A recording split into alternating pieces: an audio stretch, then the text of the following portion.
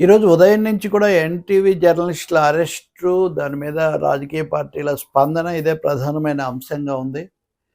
నేను మధ్యాహ్నమే నా అభిప్రాయం చెప్పాను. దాదాపు రాజకీయ పార్టీలన్నీ కూడా, అలాగే మాట్లాడిన వాళ్ళు కూడా, ఏ ఒక్కరు కూడా వచ్చిన కథనాన్ని ఏమాత్రం సమర్థించిన పరిస్థితి లేదు. ఆఖరికి ఆ ఛానలే అది పొరపాటున్న పద్ధతిలో చెప్పిన తర్వాత ఇంక ఇతరులు సమర్థించే అవకాశం లేదు కదా! అయితే అరెస్టులు చేయాలా? అలా రాత్రిపూట ఇంటి మీద దాడి చేయాలా? లేకపోతే ఇట్లాంటి ప్రశ్నలు మటుకు తప్పకుండా వస్తాయి. అరెస్టులు వాంఛనీయం కాదు. ఇతర పద్ధతుల్లో దీన్ని పరిష్కరించాలి. తగిన చర్య తీసుకోవాలన్నది అందరూ చట్టరీత్యా తీసుకోవాలని చెప్పారు. అయితే సజ్జనార్ నగర పోలీస్ కమిషనర్ సిట్టుకు ఆధ్వర్యం వహిస్తున్న సజ్జనార్ మటుకు సాయంత్రం మీడియా వాళ్ళతో మాట్లాడారు. ఆయన చాలా ఆగ్రహంగా మాట్లాడారు. అదే సమయంలో అరెస్ట్ చేయడం అన్నది మేము కావాలని ఏం చేయలేదు. మాకు నోటీస్ ఇచ్చాము. నోటీసుకు వచ్చి జవాబు చెప్తే సరిపోతుంది. దానికి బదులు ఆ సమయంలో లేకుండా ఫోన్ స్విచ్ ఆఫ్ చేసుకొని బ్యాంకాక్ వెళ్తూ ఉంటే మేము పట్టుకోవాల్సి వచ్చింది. అందువల్ల వాళ్ళు అలా తప్పించుకుపోవడం, తప్పు చేయకపోతే ఎందుకు తప్పించుకోవాలని చూశారు. ఇప్పుడు ముగ్గురు రమేష్, సుధీర్, చారి ముగ్గురు నాకు తెలిసిన వాళ్ళే. చాలా కాలంగా ఉన్నవాళ్ళు కూడా. ఈ వార్త మీద ఎప్పుడైనా ఇది వార్త కూడా కాదు నిజానికి, కథనం. ఎవ్వరు సమర్థించకపోవడానికి ఒక కారణం ఉంది. ఏదైనా సమస్యకు సంబంధించిందో లేదా అవినీతి ఆరోపణ ఇంకొకటి అయితే వేరే విధంగా ఉంటుంది. కానీ ఇది ఒక విధంగా వ్యక్తిగతం, ఒక విధంగా కాదు, చాలా పచ్చిగా వ్యక్తిగతమైనటువంటి ఆరోపణ, నిందారోపణ అంటారు కదా, క్యారెక్టర్ అసాసినేషన్ అంటారు, అట్లాంటిది. అది కూడా ప్రభుత్వంలోనూ అధికార యంత్రాంగంలోనూ ముఖ్య పాత్ర వహిస్తున్న వాళ్ళ మీద, మహిళల మీద. తప్పకుండా దీని మీద దుమారం రావడాన్ని అర్థం చేసుకోవచ్చు. దాన్ని ఆలస్యంగా గ్రహించడం వల్లే ఆలస్యంగా, అది కూడా అదే సమయంలో to homes ever it may concern అన్నట్టుగా, ఎవరికైనా అన్నట్టుగా చెప్పిన ఆ వివరణ, ఇచ్చిన వివరణ సంజాయిషి ఏమీ ఎవరికి సంతృప్తి కలిగించలేదు. ఇప్పుడు పోలీసులు అరెస్ట్ చేయటము, అలాగే ఎన్టీవీ కార్యాలయంలోకి జొరబడి ప్రవేశించి లేకపోతే మళ్ళీ వెనక్కి వచ్చేసారు. అప్పుడు అక్కడ ఉన్న వాళ్ళు అడిగిన ప్రశ్నలకు కూడా వాళ్ళు అరకొరగానే సమాధానాలు దాటేశారు. కానీ తర్వాత సాయంత్రానికి కోర్టులో రిమాండ్కి ఇచ్చేసారు కాబట్టి ఇప్పుడు అది ఇంకా చట్టపరమైన అరెస్ట్గానే అది పరిగణించబడుతుంది. ఎలా జరుగుతుంది, లేకపోతే అసలు అధినేత అయినటువంటి ఎన్టీవీ చౌదరి మీద రకరకాల కథనాలు కొన్ని ఛానల్స్లో ఇస్తున్నారో, లేదా రేవంత్ రెడ్డి అసలు దాన్ని, ముఖ్యమంత్రి రేవంత్ రెడ్డి దాన్ని లైసెన్సే రద్దు చేయాలని రాశారని చెప్తున్నారు. ఈ వార్తలు కొంచెం విపరీతంగానే ఉన్నాయి. అందులోనూ రాజకీయ విభజన చాలా స్పష్టంగా కనిపిస్తుంది. ఖచ్చితంగా కాంగ్రెస్ నుంచి ఒక జగ్గారెడ్డి, ఉభయ కమ్యూనిస్ట్ పార్టీలు ఖండించాయంటే అరెస్ట్ చేసి ఉండకూడదు, చట్టరీత్యా వ్యవహరించాలి, వాళ్ళ మీద వచ్చిన వారు తప్పు అయితే చర్య, దానికి సంబంధించి వివరణ కోరాలి, ఇలాంటి మాటలు వాళ్ళు చెప్పారు. బీజేపీ, బీఆర్ఎస్ మటుకు చాలా తీవ్ర స్థాయిలో ధ్వజమెత్తాయి. ముఖ్యంగా కేంద్ర మంత్రులు కిషన్ రెడ్డి, బండి సంజయ్. బీఆర్ఎస్ నుంచి సరే హరీష్ రావు, కేటీఆర్, ఒక్క కేసీఆర్ తప్ప. తర్వాత ఆయన మాట్లాడతారేమో తెలియదు. ఆసక్తికరమైనది జగన్మోహన్ రెడ్డి, ఆంధ్రప్రదేశ్ మాజీ ముఖ్యమంత్రి, వైఎస్ఆర్ పార్టీ అధినేత. ఆయన కూడా పోస్ట్ చేశారు, ఈ విధంగా చేయటం చాలా అప్రజాస్వామికం, ఏదైనా ఉంటే తీసుకోవాలి కానీ ఎలా చేస్తారు అని. ఒకటైతే మనకు తెలుసు, వీళ్ళందరూ కూడా అధికారంలో ఉన్నప్పుడు ఆ పార్టీ ఈ పార్టీ ఎవరైనా ఎలా వ్యవహరించారో మనం చూసాము. ఎప్పుడైనా కానీ మీడియా మీద పోలీసులను ప్రయోగించటము, మూసివేతలు, ఉన్న ఫలానా అరెస్టులు, లాక్కుపోవడాలు ఇలాంటివి సరికాదని అందరు చెప్తారు, చెప్పారు కూడా.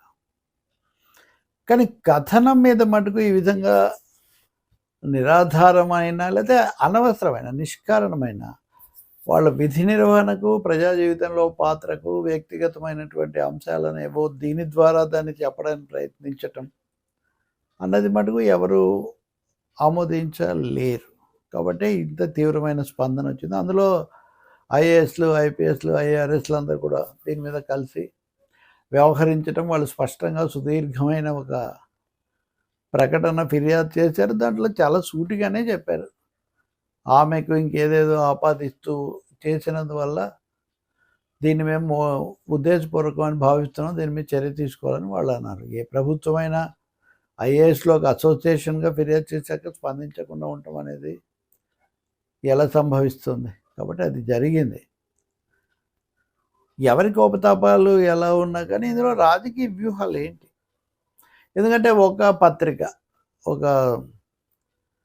వెబ్ పత్రిక రాస్తుంది ఏమని, తెలుగుదేశం ఒత్తిడికి గురై రేవంత్ రెడ్డి ప్రభుత్వం ఈ చర్య తీసుకుంది. ఎందుకంటే తెలుగుదేశం పార్టీ 4 ఛానల్స్ను నిషేధించింది, ఇలా దూరం పెట్టింది, అందులో ఎన్టీవీ కూడా ముఖ్యంగా ఉంది కాబట్టి వాళ్ళ ఒత్తిడి వల్ల రేవంత్ రెడ్డి ఇలా చేశారని.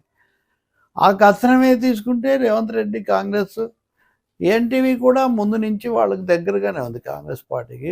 కొంతమంది కాంగ్రెస్ నాయకులకు అందులో ముఖ్య పాత్ర కూడా ఉంది, భాగం కూడా ఉంది. మరి అటువంటి అప్పుడు రేవంత్ రెడ్డి వాళ్ళ కోసం వీళ్ళతో పెట్టుకుంటారా అన్నది కూడా ఇక్కడ ఒక ప్రశ్న ఉత్పన్నం అవుతుంది. రెండోది, బీజేపీ, బీఆర్ఎస్ ఒక్కసారిగా రంగం మీదకి వచ్చి ఒకటే విధంగా స్పందించటం, అది కూడా రాజకీయమైనటువంటి సంకేతాలు ఇస్తుంది. తెలుగుదేశం పార్టీ,